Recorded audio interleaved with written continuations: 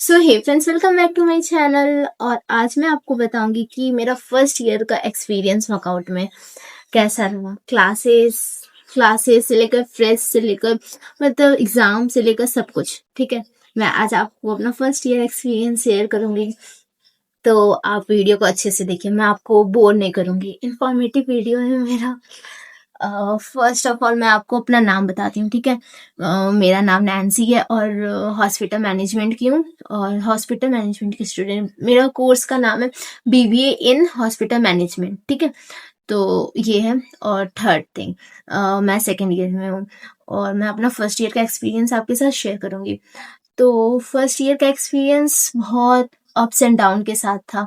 जैसे कि मैं आपको एकदम सबसे स्टार्टिंग से बताती हूँ कि मैंने एक प्राइवेट कॉलेज में फाइनलाइज किया था। ठीक है, काउंसलिंग के थ्रू, मतलब प्राइवेट काउंसलिंग होता है ना, उसके थ्रू मैं मेरे को मतलब एक एमिनेंट कॉलेज है उसका पता चला था। मैं वहाँ जब गई थी तो वहाँ जब गई तो मेरे को पता जब मैं वहाँ गई तो मेरे को पता चला कि अगर उनके कॉलेज में मेरे को एडमिशन चाहिए तो मेरे को एक मकआउट सीईटी करके एक एग्ज़ाम है उनके यूनिवर्सिटी का, वो मेरे को क्लियर करना होगा। उसके बाद मैंने सोचा कि अगर मैं मकआउट सीईटी दे के अगर मैं उसकी मेन यूनिवर्सिटी में ही पढ़ूँ तो कैसा रहेगा? तो गवर्नमेंट है। तो उसके लिए मैं प्रिपरेशन वगैरह की और उसके बाद मेरा रैंक बहुत अच्छा था, 81th रैंक था। ठीक है, ऑल इंडिया रैंक था।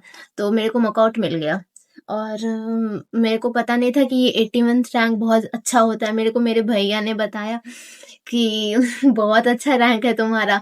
तो उसके बाद मैं अपना कोर्स डिसाइड की कि हाँ, मैं मेरा ना पीसीबी था। ठीक है, तो मेरा पीसीबी था तो और मेरे को करना था हॉस्पिटल मैनेजमेंट का कोर्स। तो मैं फर्स्ट बार काउंसलिंग में अपना भर दी थी। अगर आपने मेरा काउंसलिंग वाला वीडियो नहीं देखा तो आप जाके देख सकते हो। तो उसमें मैं अपना वर्कआउट दे दी थी। फर्स्ट काउंसलिंग मेरे को फर्स्ट बार में मिल गया वर्कआउट। फिर उसके बाद हम लोग वेट कर रहे थे कि हाँ, अगस्त से ही वेट कर रहे थे कि हाँ, अब मतलब कि अब क्लासेस स्टार्ट होगा, अगस्त में ही क्लासेस स्टार्ट होगा, क्योंकि रिजल्ट आ गया था। 1 अगस्त तक आ गया था हमारा रिजल्ट।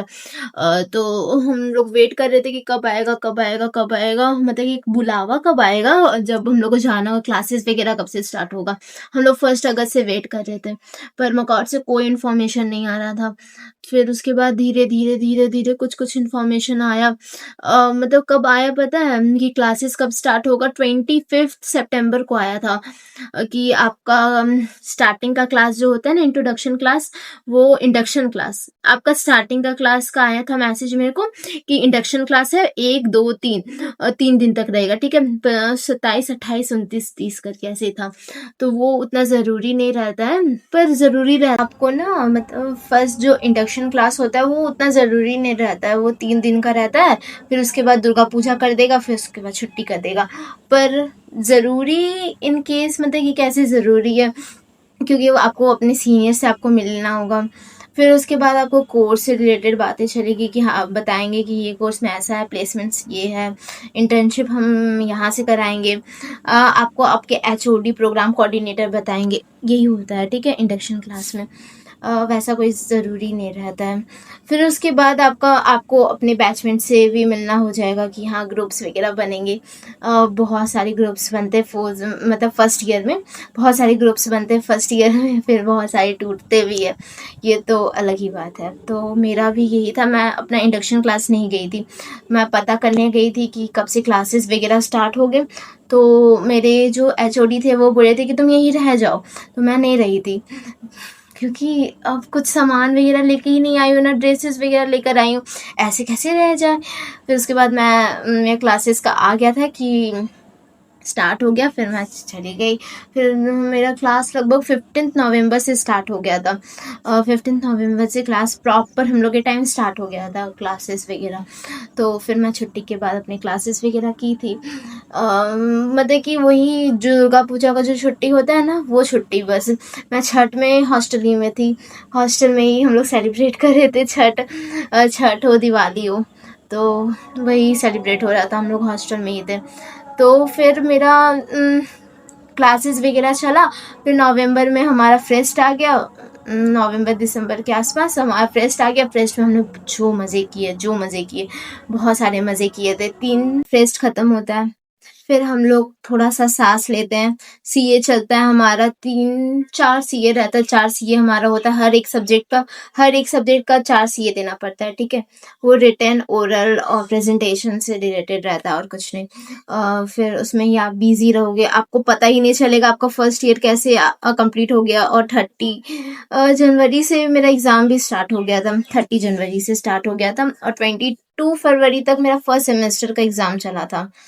तो आप लोग का भी ऐसे ही हो सकता है। तो मेरा चला था, ठीक है। फिर उसके बाद होली था। फिर शायद होली में कुछ ऑफिशियली नोटिस नहीं आता है कि हाँ आपको छुट्टी है, आपका इतने दिन तक का छुट्टी है, सेमेस्टर ब्रेक है, कुछ नहीं रहता है। क्योंकि कुछ नहीं आता है, हाँ सेमेस्टर ब्रेक से रिलेटेड कोई नोटिस नहीं आता है। फिर उसके बाद होली का छुट्टी था, तो हम लोग घर चले गए। फिर उसके बाद होली से जब हम लोग वापस आए तो फेस्टिवल हुआ, होली का भी फेस्टिवल हुआ। फिर एक मुस्लिम फेस्टिवल था, उसका भी वीडियो आप मेरे यूट्यूब चैनल पे देख सकते हो। वो फेस्टिवल हुआ। फिर सरस्वती पूजा भी हुआ। अच्छे सारे फेस्टिवल अच्छे से मनाते हैं हमारे यहाँ।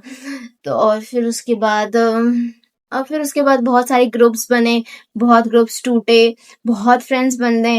वो सबसे अलग हुआ, न्यू फ्रेंड्स है अभी हमारे। तो यही है, बस हमें सब साथ में मिलके बातें करके रहना है। फिर उसके बाद फूड फेस्ट हुआ था हमारा।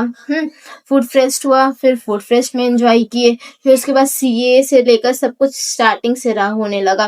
फिर फर्स्ट सेमेस्टर के जैसा सेकंड सेमेस्टर में होने लगा सीए, पढ़ाई का लोड रहने लगा, क्लासेस बहुत कम होने लगे। सेकंड सेमेस्टर में मेरे बहुत ज़्यादा कम होने लगे। मैं थोड़ा उड़ गई कि अब ऐसे कैसे पढ़ूंगी, इतने यहाँ पे तो क्लासेस नहीं होते हैं। हमारा सीए कंप्लीट होता है, उसके बाद तुरंत हमारा सेमेस्टर एग्जाम हो जाता है। हमें कोई आइडिया नहीं रहता है ये क्या हो गया, अभी तो सीए खत्म हुआ, अभी फर्स्ट ईयर का मतलब सेमेस्टर 1 कंप्लीट हुआ, तुरंत तुरंत तुरंत आपका मतलब कि सेकेंड सेमेस्टर का एग्जाम हो जाता है।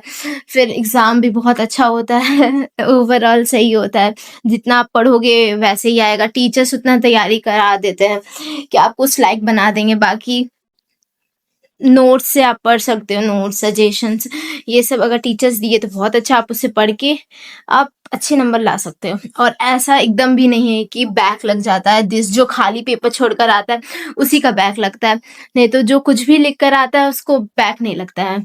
ये मैं अपना फर्स्ट ईयर का एक्सपीरियंस से बता सकती हूँ। और फिर उसके बाद और वैसा कुछ फंक्शंस वगैरह होते नहीं वर्कआउट में, बस एक एनुअल फेस्ट होता है जो हर साल में एक बार आता है, नवंबर दिसंबर के टाइम में। और बाकी मजे है, बल्ले बल्ले है, लाइफ है।